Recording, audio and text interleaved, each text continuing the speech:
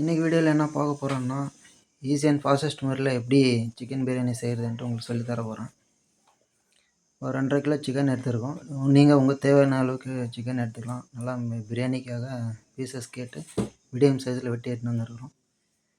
பிரியாணிக்கான பொருளெல்லாம் பாருங்கள், ஃபஸ்ட்டு எடுத்து வச்சுக்கணும். நம்ம ஆக்சுவலி நெக்ஸ்ட் வீடியோலேருந்து நான் வந்து ஈச் அண்ட் எவ்ரி இன்க்ரீடியன்ஸ் எவ்வளோ போடணும், என்ன அளவு அதெல்லாம் சொல்லி இந்த வீடியோ வந்து டெமோன்றதுனால ஃபஸ்ட் வீடியோ நான் போட போகிறேன் இல்லையா, பிரியாணி வீடியோ. அதனால் ஈஸி அண்ட் ஃபாஸ்டஸ்ட் முறையில் எப்படின்ட்டு உங்களுக்கு வீடியோவை உங்களுக்கு அப்லோட் பண்ணியிருக்கிறேன்.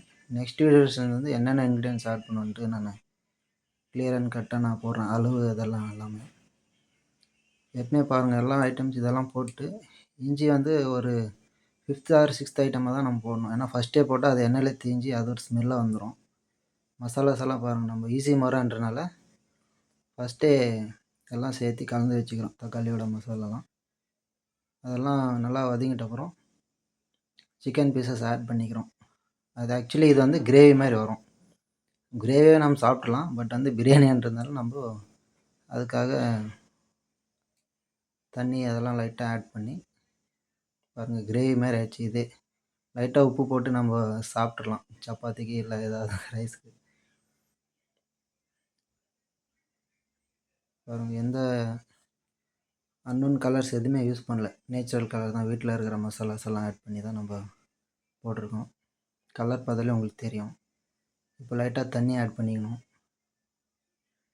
தேவையான அளவுக்கு.